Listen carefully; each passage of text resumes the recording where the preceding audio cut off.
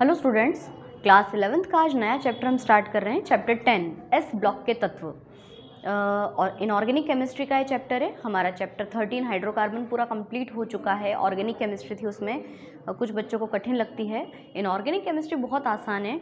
और ये जो आपका चैप्टर 10 है जिसका नाम एस ब्लॉक के तत्व है, तो थोड़ा सा ये चैप्टर 3rd से भी रिलेटेड है, क्योंकि 3rd चैप्टर में मैंने आपको कंप्लीट आवर्त सारणी बनाना सिखाया था। और आवर्त सारणी का पूरा एक एक पोर्शन एस, पी, डी और एफ चारों ब्लॉक्स बनाना मैंने आपको सिखाया था। पर इस चैप्टर में पर्टिकुलर आपको सिर्फ एस ब्लॉक की बात करनी है।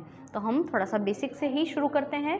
आपकी आवर्त सारणी जो है मोस्ले द्वारा जो बनाई गई है, उन्होंने आवर्त सारणी को परमाणु क्रमांक के आधार पर बनाया था और उसे 4 ब्लॉक्स में डिवाइड किया था।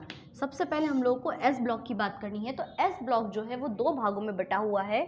एक होता है वर्ग 1, है ना, और एक होता है वर्ग 2। वर्ग 1 कहाँ से शुरू है? देखिए, हे, ली, ना, की, रब से फरियाद, है ना, हे, ली, ना, की, रब से फरियाद। Hydrogen, lithium, sodium, potassium, rubidium, caesium and francium. और जो वर्ग 2 है वो यहाँ से स्टार्ट होता है, बेटा, मांगे, कार, स्कूटर, बाप, रे। मतलब beryllium, magnesium, calcium, स्ट्रांशियम, barium and radium. तो ये हैं आपके एस ब्लॉक के तत्व के अंतर्गत आने वाले 2 भाग, है ना। इनको हमको डिटेल में पढ़ना है। ये यहाँ से नहीं, यहाँ से स्टार्ट होगा, ठीक है। ये हो गया आपका फ्रेंशियम, है ना। तो ये आपका एस ब्लॉक पूरा एलिमेंट कब कंप्लीट होगा, ये पूरा चैप्टर कब कंप्लीट होगा? जब आप इन सबको डिटेल में पढ़ोगे। इनके एटॉमिक नंबर हमको अच्छे से याद होना चाहिए।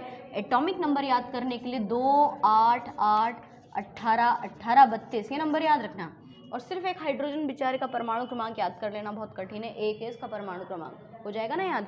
तो परमाणु क्रमांक 1 हाइड्रोजन का है। इस 1 में 2 जोड़ो 3, 3 में 8 जोड़ो 11, 11 में 8 जोड़ो 19, 19 और 18 होते हैं 37, 37 में और 18 जोड़ो तो 55, और 55 में 32 जोड़ देंगे तो 87। ये इनका एटॉमिक नंबर है। तो अगर आपको ग्रुप नंबर 1 का एटॉमिक नंबर पता चल गया है तो आपको ग्रुप नंबर 2 का एटॉमिक पता करने में नंबर कोई प्रॉब्लम नहीं आएगी। तो 4, 12, 20, 38, 56, 88 ये इनके परमाणु क्रमांक हो गए, ठीक है। अच्छा, फिर दूसरी बात, जो वर्ग 1 के तत्व होते हैं उनको क्षार धातु कहते हैं। तो एक प्रश्न बनता है कि वर्ग 1 के तत्वों को क्षार धातु क्यों कहते हैं? और जो वर्ग 2 हैं उन तत्वों को कहते हैं क्षारीय मृदा धातु। यानी कुल मिलाकर ये दोनों जो हैं, वर्ग 1 और 2, ये दोनों मिलकर एस ब्लॉक के एलिमेंट बनाते हैं और ये धातुएं हैं, ठीक है। तो सबसे पहले प्रश्न क्या बनता है कि समूह 1 के सदस्यों के नाम और उनका इलेक्ट्रॉनिक विन्यास प्रॉपरली बताइए। तो वर्ग 1 आपको ये बताना है कि आवर्त सारणी में एस ब्लॉक का जो वर्ग 1 है उसमें आने वाले सभी तत्व क्षार धातुएं कहलाते हैं, जिसमें hydrogen, lithium, sodium, potassium, rubidium, caesium and francium आते हैं। हाइड्रोजन गैस अवस्था में रहता है, बाकी अन्य सभी धातुएं हैं। और जो फ्रेंशियम है वो रेडियो एक्टिव तत्व होता है जो प्रकृति में नहीं पाया जाता। इनको क्षार धातु इसलिए कहते हैं क्योंकि ये सभी जल से क्रिया करके हाइड्रोक्साइड बनाते हैं। हाइड्रोक्साइड मतलब OH बनाते हैं। अब आते हैं हम इनके इलेक्ट्रॉनिक विन्यास पे। तो क्षार धातुओं का सामान्य इलेक्ट्रॉनिक विन्यास NS1 होता है, जबकि क्षारीय मृदा धातुओं का सामान्य इलेक्ट्रॉनिक विन्यास NS2 होता है। इसलिए एस ब्लॉक के सभी तत्वों का एक साथ अगर कॉमन इलेक्ट्रॉनिक विन्यास पूछे तो NS1 to 2 होता है। और इनको एस ब्लॉक के तत्व क्यों कहते हैं? तो इनको एस ब्लॉक के तत्व इसलिए कहा जाता है क्योंकि इन सबका अंतिम इलेक्ट्रॉन एस कक्षक में प्रवेश करता है। जब हम अगला चैप्टर 11 पढ़ेंगे उसमें पूछेंगे कि पी ब्लॉक के तत्व किसे कहते हैं, तो क्या जवाब होगा आपका कि वे तत्व जिनका अंतिम इलेक्ट्रॉन पी कक्षक में प्रवेश करता है उसको पी ब्लॉक के तत्व कहते हैं। जब आप क्लास 12th में आएंगे और तब आपसे पूछेगा कोई कि डी और एफ ब्लॉक के तत्व किसको कहेंगे, तो वे तत्व जिनका अंतिम इलेक्ट्रॉन डी कक्षक में प्रवेश करता है या एफ उपकोष में प्रवेश करता है उनको डी या एफ ब्लॉक के तत्व कहते हैं। तो ये सब बहुत कॉमन चीज़ें हैं। एस ब्लॉक के तत्व की परिभाषा समझ में आ गई कि वे तत्व जिनका अंतिम इलेक्ट्रॉन एस कक्षक में प्रवेश करता है उनको एस ब्लॉक के तत्व कहते हैं। इनका सामान्य इलेक्ट्रॉनिक विन्यास NS 1 से 2 होता है, 1 से 2। बहुत सारे बच्चे इसको 1 - 2 बोलते हैं, जबकि वो माइनस नहीं है, 1 से 2 होता है। इसे 2 भागों में डिवाइड किया गया है, वर्ग 1 और वर्ग 2। वर्ग 2 के सदस्यों को क्षार धातु कहते हैं, जबकि वर्ग 1 के सदस्यों को क्षार धातु और वर्ग 2 के सदस्यों को क्षारीय मृदा धातु कहते हैं। अब हम इन दोनों का अलग अलग सभी का इलेक्ट्रॉनिक विन्यास देख लेते हैं। तो देखिए, सबसे पहले हाइड्रोजन की बात करें। हाइड्रोजन का परमाणु क्रमांक 1 है, इलेक्ट्रॉनिक विन्यास 1s1। आप लोगों को मैंने अफबाउ का नियम पढ़ाया है सेकंड चैप्टर में, और उसमें बताया है कि कैसे क्रम से पहले सबसे कम ऊर्जा वाला कोश आता है, फिर उससे ज़्यादा, फिर उससे ज़्यादा। तो 1s1 है ना। लिथियम का एटॉमिक नंबर 3, इसका इलेक्ट्रॉनिक विन्यास 1s2 2s1। तो देखिए, मैं आपको इसकी संरचना भी बता दूं। इसमें एक इलेक्ट्रॉन आएगा, इसके पहले कोश में एक, दूसरे में है ना, सबसे बाहर वाले में एक, फिर पोटेशियम, सोडियम, पोटेशियम, रुबिडियम, इस तरह से।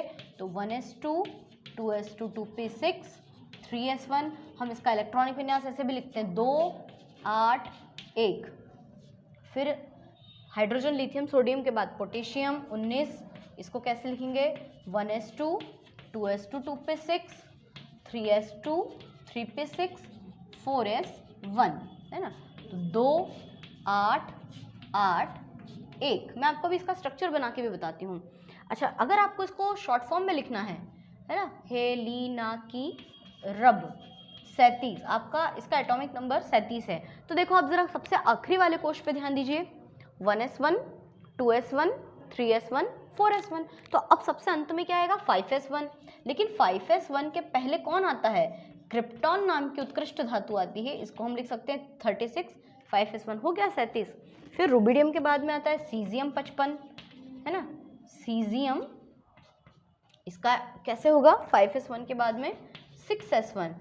तो है ना, अगर कर 0 रन, तो ज़नॉन 54 यहाँ पे आप लिख सकते हो। और फ्रेंशियम 87 88, इसका क्या होगा 7s1। और यहाँ पे आ जाएगा आपका रेडॉन 86। हम इसको शॉर्ट फॉर्म में ऐसे भी लिख सकते हैं, ठीक है। लेकिन पोटेशियम तक तो इजीली हमको आना ही चाहिए, हम डायरेक्टली भी लिख सकते थे। अच्छा, अब आपको इसका स्ट्रक्चर भी मैं समझा दूं कि हाइड्रोजन का जो इलेक्ट्रॉनिक संरचना होगी वो इस तरह की होगी। लिथियम की कैसे होगी, कितने सर्कल बनेंगे इसमें, देखो पहले कोश में 2 और दूसरे कोश में 1 इलेक्ट्रॉन आ जाएगा। पोटेशियम की कैसी संरचना बनेगी, पहले कोश में 2, फिर 8 और फिर 1, है ना, 2 8 1। और ये बात तो सभी जानते हैं कि सबसे बाह्यतम कोश के इलेक्ट्रॉनों को डॉट द्वारा या लुईस डॉट द्वारा शो किया जाता है। पोटेशियम कितने सर्कल बनेंगे, पहले कोश में 2, दूसरे में 8, तीसरे में फिर 8, और सबसे आउटर मोस्ट ऑर्बिटल में 1 इलेक्ट्रॉन है, ठीक है। फिर रुबिडियम क्या लिखा है 5, है ना। तो 1 2 3 4 5। तो एक चीज़ ध्यान रखना कि किसी भी वर्ग में, आवर्त सारणी के किसी भी वर्ग में जब हम ऊपर से नीचे आते हैं तो लगातार परमाणु क्रमांक बढ़ने के साथ साथ उसका आकार भी इंक्रीज होता है, आकार भी बढ़ता जाता है, ठीक है। और आकार बढ़ता है तो उसकी आयनन ऊर्जा कम होती है। और आप सभी जानते हैं आयनन ऊर्जा किसे कहते हैं, किसी भी तत्व के बाह्यतम कक्षा में से एक इलेक्ट्रॉन को निकालने में लगी ऊर्जा को आयनन ऊर्जा कहते हैं। सब कुछ हमने चैप्टर 3 में इजीली पढ़ा हुआ है। तो ये कॉमन इलेक्ट्रॉनिक विन्यास था क्षार धातुओं का। अब सेम ऐसे हम क्षारीय मृदा धातुओं का इलेक्ट्रॉनिक विन्यास भी देख लेते हैं, बहुत ईजी है। अगर आप लोग को अफबाउ का नियम बहुत अच्छे से आता है तो हम लोग इसको ईजिली कंप्लीट कर सकते हैं। क्षारीय मृदा धातु, ठीक है। तो सबसे पहले आता है इसमें बेरिलियम, एटॉमिक नंबर 4, इलेक्ट्रॉनिक विन्यास क्या होगा इसका 1s2 1s2 2s2, है ना। फिर magnesium 1s2 2s2 2p6 3s2। फिर बेटा मांगे कार स्कूटर, है ना, तो कैल्शियम 20, इसका क्या होगा 1s2 2s2 2p6 3s2 3p6 and 4s2, ठीक है। अच्छा, अब बेटा मांगे कार स्कूटर बाप रे, है ना। फिर 38, फिर इसका क्या हो जाएगा 38 के बाद स्ट्रांशियम के बाद 56 और 80 यहाँ पे 87 आना चाहिए, है ना, 88, ठीक है। अब पहले कोश में 2, दूसरे में 2, इसमें 2 8 2, यानी इन सबके बाह्यतम कक्षा में कितने इलेक्ट्रॉन होते हैं, 2 इलेक्ट्रॉन्स होते हैं, है ना। 4s2 के बाद यहाँ पे क्या आएगा 5s2, यहाँ पे 6s2 और यहाँ पे 7s2। और यहाँ हम लिख देंगे क्रिप्टॉन 36, क्रिप्टॉन के बाद में ज़ेनॉन 54 और फिर रेडॉन 86, ठीक है। इलेक्ट्रॉनिक विन्यास बहुत इजीली समझ में आ चुका है। इसकी भी हम अगर स्ट्रक्चर देखें तो देखो बेरिलियम में कितने सर्कल बनेंगे? पहले कोश में 2, दूसरे में 2 इलेक्ट्रॉन। मैग्नीशियम में कितने बनाएंगे हम? 1 2 3, 2 8 2, है ना। पोटेशियम में हम कितने बनाएंगे? 4, 1 2 3 और ये 4, 2 8 8 2। ऐसे ही जैसे जैसे हम ऊपर से नीचे आते हैं, स्ट्रांशियम में कितने बनेंगे? 5, 1 2 3 4 और 5, 2 8 18 8 2, है ना। फिर स्ट्रांशियम के बाद कौन आता है? बेरिलियम। इसमें कितने बनेंगे? 6, 1 2 3 4 5 और ये 6। यानी कहने का अर्थ ये है कि किसी भी वर्ग में, चाहे वो एस ब्लॉक हो, पी ब्लॉक हो, डी ब्लॉक हो, वर्ग में, ग्रुप में जब आवर्त सारणी में ऊपर से नीचे आते हैं तो कंटिन्यूसली परमाणु क्रमांक बढ़ते हैं। और परमाणु क्रमांक बढ़ने के साथ साथ क्या होता है? उनका आकार बढ़ता है। और आकार जब बढ़ता है तो उनकी जो आयनन ऊर्जा होती है वो कम होती है, क्योंकि नाभिक से बाह्यतम कोश की दूरी बढ़ती है तो इलेक्ट्रॉन निकालना बहुत ईजी हो जाता है। ठीक है, तो ये कुछ कॉमन चीज़ें हैं जिसको हम लोग अलग अलग एस ब्लॉक और एस ब्लॉक के दोनों मेंबर्स के अंतर्गत पढ़ेंगे। आज क्योंकि हम लोग केवल इंट्रोडक्शन देख रहे हैं तो आपको इस चैप्टर को स्टार्ट करने के पहले कम से कम इलेक्ट्रॉनिक विन्यास निकालना प्रॉपरली आना चाहिए। इस तरह से ये सारी बातें क्लियर होनी चाहिए। और अगर इलेक्ट्रॉनिक विन्यास निकालना नहीं आता है तो मैं एक बार फिर आपको बोल रही हूँ कि सेकंड चैप्टर में अफबाव का नियम है, और उस अफबाव के नियम को समझाने के लिए मैंने इलेक्ट्रॉनिक विन्यास का एक स्पेशल वीडियो बनाया है, वो आपको ढूंढना है और उसको देखकर आप इसकी प्रैक्टिस प्रॉपरली कर सकते हैं। अगली वीडियो में हम इस चैप्टर को प्रॉपरली आगे स्टार्ट करेंगे।